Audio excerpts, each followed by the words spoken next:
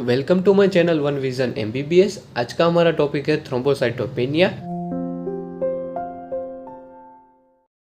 पहले हम समझते हैं कि जो थ्रोम्बोसाइट मीन्स प्लेटलेट और पेनिया मीन्स डिक्रीज। तो यहाँ पे क्या होगा कि जो प्लेटलेट का काउंट है, जो इफेक्टिव काउंट है, वो डिक्रीज होगा। थ्रोम्बोसाइटोपेनिया क्या है कि वो क्वांटिटेटिव डिफेक्ट है जहाँ पे जो प्लेटलेट का काउंट है वो ब्लड में डिक्रीज होगा। ओके, और हमें पता है कि जो प्लेटलेट का नॉर्मल लेवल क्या होता है कि 1.5 लाख टू 4.5 लाख। ओके, यहाँ पे जो 1.5 लाख से कम हो गए तो उसे हम कहेंगे थ्रोम्बोसाइटोपेनिया।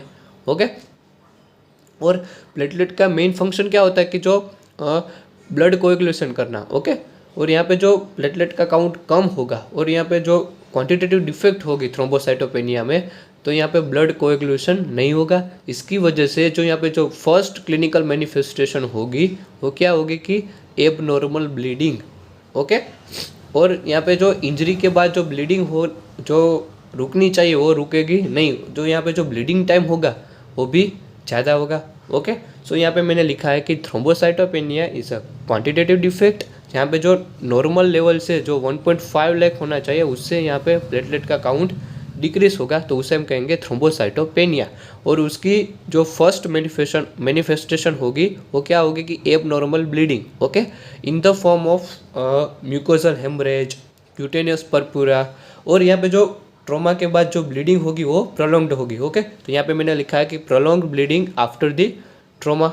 ओके, और उसे हमें डायग्नोस करना है तो क्या कैसे करेंगे डायग्नोसिस, और उसके इन्वेस्टिगेशन में क्या होगा कि जो प्लेटलेट का काउंट यहाँ पे डिक्रीज होगा, इसकी वजह से जो ब्लीडिंग टाइम होगा वो इंक्रीज हो जाएगा।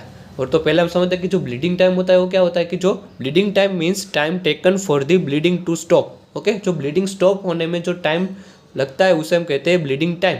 ओके, तो जो हमें पता है कि जो प्लेटलेट है वो ब्लड कोएगुलेशन में इंपॉर्टेंट, और यहाँ पे प्लेटलेट काउंट डिक्रीज होगा, इसकी वजह से जो यहाँ पे ब्लड कोएगुलेशन नहीं होगा, इसकी वजह से जो यहाँ पे ब्लीडिंग टाइम होगा वो भी ज़्यादा होगा। ओके, तो उसके इन्वेस्टिगेशन में आपको याद रखना है कि increase bleeding count, bleeding time. Okay, thrombocytopenia की कोज में क्या है कि फर्स्ट है इम्पेयर प्लेटलेट प्रोडक्शन। यहाँ पे प्लेटलेट का प्रोडक्शन तो इंक्रीज होगा लेकिन वो इमेच्योर हो गए, इनइफेक्टिव हो गए। ओके, और जो यहाँ पे जो इफेक्टिव और मेच्योर प्लेटलेट काउंट है वो डिक्रीज होगा, इसलिए हम कहेंगे थ्रोम्बोसाइटोपेनिया। तो फर्स्ट कोज है इम्पेयर प्लेटलेट प्रोडक्शन। उसमें आपको टू पॉइंट्स याद रखना है, बोन मेरो फेलियर और drug induce. Okay, bone marrow failure हमें किस कंडीशन में देखने को मिलता है, aplastic anaemia, leukaemia, megaloblastic anaemia. Okay, और जो ड्रग इंड्यूस है, क्योंकि यहाँ पे जो ड्रग्स है वो क्या करेगी, जो बोन मेरो के लिए टॉक्सिक होगी, उसके लिए जो यहाँ पे प्लेटलेट का प्रोडक्शन तो इंक्रीज होगा लेकिन वो इमेच्योर होगा। ओके, तो ड्रग इंड्यूस में आपको कौन कौन सी ड्रग्स याद रखनी है, anti cancer drugs, rifampicin, heparin, quinine. Okay, यहाँ पे दूसरा कोज है एक्सेलरेटेड प्लेटलेट डिस्ट्रक्शन। उसमें आपको याद रखना है by the two mechanism, immune mediated और non immune mediated. Immune mediated में आपको याद रखना है कि इम्यून थ्रोम्बोसाइटोपेनिक पर्प्यूरा, जो हम अलग से एक वीडियो में डिस्कस करेंगे। दूसरा है drugs induce, SLE, AIDS, dengue वगैरह। ओके, और जो नॉन इम्यून मीडिएटेड है, नॉन इम्यून मीडिएटेड में आपको याद रखना है कि DIC means disseminated intravascular coagulopathy. वो क्या होता है वो हम अलग से एक वीडियो में डिस्कस करेंगे। ओके, और दूसरा है thrombotic thrombocytopenic purpura. Okay, by the मतलब इनमें क्या होगा कि जो एक्सेलरेटेड प्लेटलेट डिस्ट्रक्शन ज़्यादा होगा। ओके,